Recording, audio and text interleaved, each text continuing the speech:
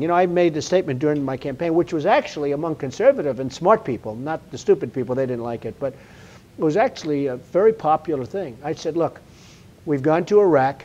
They have the second largest oil, as you know, reserves in the world. Right. Second largest after Saudi Arabia. Nobody knows that. You know, people think Iraq, poor, oh, it's too bad. They're second after Saudi Arabia. I said, we should take the oil. You know, in the old days, you win a war, you got a war, okay? You keep it. We're the only one. We spend trillions of dollars on these wars, and then we leave. And by the way, Eric, as sure as you're sitting there, you got to play this back in a couple of years, assuming nothing happens with Trump. But as sure as you're sitting there, the day we leave, it's already happening, by the way, Iran will take over Iraq because they want the oil fields. Right. And all of our soldiers will have died in vain. What I said is that we take the oil. Every soldier that was lost, we give the family $2 or $3 million. You know what that is? Nothing compared to the value of those oil reserves. So every family who lost a son or a daughter in that war gets $2 or $3 million. Every family whose son lost their legs and their arms gets millions of dollars. You're talking about peanuts compared to the values of first of all, the values of what they did, because they've really sacrificed their limbs and their lives, and they get nothing. Now think of this. You're a parent and you lost your son, you lost your daughter, or you have a horribly wounded son or daughter because of Iraq. And by the way, and a lot of the weaponry against us was supplied by Iran, right? So you're a parent, and now you leave, and you hear all of this nonsense about democracy in Iraq. There's no democracy. It's never going to be democracy. It hasn't been for thousands of years, and we didn't change it in a few years. So you look at what happens. I guarantee you that as sure as you're here, Iran goes in, and they take over Iraq. 100%. And the sad part is, you know, for years they fought each other, Eric. It's back and forth. It was like this. The line would move 2 feet because they were sort of similar in strength. Well, we've decimated their army. We've totally decimated their army. So now Iran doesn't want to do it while we're there, even if we have one soldier, because they don't want to get involved. But we won't have the appetite to go back. Once we're gone, we're not going to have the appetite to go back. So I'm only saying this. We're there now. We won the war. We should take the oil. Now, one of the reasons we should take the oil, very simple, because if we don't, Iran is going to take the oil. I actually grew up in Dubai during the Iran-Iraq war. You mentioned Abu Dhabi. I'm curious, shifting topics somewhat. I know you're building or have built properties in Dubai. How are your international properties doing in relation to properties in the U.S. with the economy? Well, we're doing well internationally. We're doing jobs in different places, but we're doing well internationally. But the world is a much stronger place outside of the United States. I mean, look, every deal made with the United States is a good deal for the other country. Now, I don't know who our negotiators are. Probably diplomats. A diplomat's a person that studies how to be nice. I don't want a nice person negotiating for me. Every deal. If you look at Colombia, last year Colombia in their trade with us made $4 billion. That's a small country. China is going to make this year $300 billion, and I don't know if you just saw last week it came out that they're making much more than they anticipated off the United States. And then the president of China comes to this country and we give him a state dinner. Obama gives him a state dinner. They're ripping us, and I deal with the Chinese. I just sold an apartment for $33 million to a guy from China, right? Nice guy. Gave me a lot of money. I have others that give me a lot of money. I do very well with China. But the fact is that they're laughing at us. They think we're stupid.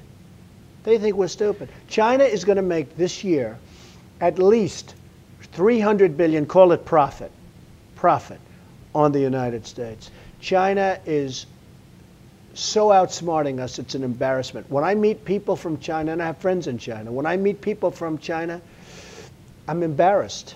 I'm actually embarrassed. And they know it, and they understand it. They think we are so stupid, their head spins. Do you view China more as a strategic rival or as an enemy? I view them as an enemy. They are, you know, an enemy in every way other than war at this moment. Now, by the way, you know, because of all the money they've ripped from us, they're building their armies, they're building their battleships, as you know, they're building their Air Force, they're building a aircraft company to compete with Boeing. I sort of feel badly for Boeing because Boeing is going to have a rival that's going to be government sponsored to a large extent, even if they say it's not. but they're taking the technology from Boeing, and they're going to be making aircraft to compete with Airbus and Boeing. It's a very, very, very, very sad thing that's going on with China, and we have nothing. It's so easy to stop. It would be so easy to stop. One order, it would stop, because they've abused this country so badly. So I look at Obama having state dinners, and yet we lose $300 billion. And you know, stupid people say to me, "Oh, but don't we want to have free trade?" I say, absolutely, free trade's fine. But you can't lose money with every country you do business with, okay? And I can name them right down the line. Look at South Korea, what happens with South Korea. You want a television set, you buy it from South Korea. I just ordered thousands of television sets for a hotel. I can't get any in America. I ordered LGs. Right. They're made in South Korea. Thousands of them. And then we sign a trade pact that's no good. They need us more than we need them. Now, China is rebuilding itself. I told you about the bad roads around New York, New Jersey, horrible roads, like prehistoric roads, horrible. China is rebuilding itself with our money because they've taken our jobs, they make many of our products, and they are taking all of that money and rebuilding themselves. I mean, they have the best rail lines. Soon they'll have the best rail lines in the world. They're putting in the greatest systems of transportation in the world. Outside, of course, of the OPEC states who, I mean, in all fairness to China, China's nice compared to what OPEC does to us. OPEC is the greatest abuser. I always say in order, OPEC #1, China #2, and then there are many after that. Well, what's the one policy you would do to fix the relationship with China? I thought you were going to say, what's the one country that we do better than? What is the one country? There is none. There is none. I thought you were going to say, oh, well, give us one country that we made a good deal with. We made a good deal with nobody. Look even at Canada. Canada's thriving. They're right next to us. Canada just came out with phenomenal numbers. They're thriving. It's very sad. Now, a lot of the free trade people would say, though, that this is part of globalism, that things get made cheaper in South Korea, so we buy the TVs in South Korea. Well, those are stupid people that say that. You know, those are stupid people. Look, we should be making our own products. We should be dealing with countries where our trade agreements are at least neutral. But we can't continue to have trillions of dollars of imbalance. You can't have a country like China that's going to be more than $300 billion this year taken out of our country. And they take that money and they invest it in China. When we buy from China, we don't make them build a factory someplace in Alabama or Tennessee. You got to see what's going on. American companies are being forced to build. If they want to sell in China, they're being forced to build factories over there. Hey, by the way, I agree with the Chinese. I'm not, you know, when I see people from China and friends of mine from China, I say, I don't blame you. Your leaders are smarter than our leaders. Now, let me just go one step further. We have the smartest business people in the world. Right here. Right here. All those Wall Street guys that you've been reading about making all this money, you know, believe me, they're really smart guys. If we use them to negotiate against China, instead of some diplomat that's got an IQ of 79 and doesn't know anything about business, we do great because we have the best business people. We have the smartest minds. A lot of the smart minds are over in Asia right now taking advantage of it. So we have a great country, but it's not going to be great for long. We have a lot of problems that have to be solved. And if they're not solved quickly, we're really going to go into an abyss. Before we get out if we're not already there. We may be. Some people think so. I want to shift gears real quick, though, and talk about the business and politics aspect of your run for the presidency. What struck me when you ran for president, it was The Art of the Deal was one of the very first books about business I ever read. And growing up, during the downtimes for your business, there would be people cheerleading your fall in the newspaper. Oh, they love it. And then they'd want your picture, their picture with you next. And I was struck when you ran for president, people who had been clamoring the day before to get their picture with you were all of a sudden on TV bashing you as the worst thing to ever happen to the country. I mean, it's politics and business at the same time, but do you feel like it has affected your run for the presidency, affected your business? I must say, no, it hasn't. It's funny because I think it started to a little bit because even though I did very well in the polls, I was leading in the polls, in many of the polls. But, you know, very well is like you're getting 50% or 60%. That means 40% of the people hate you. Politics is a tough business, tougher than business itself.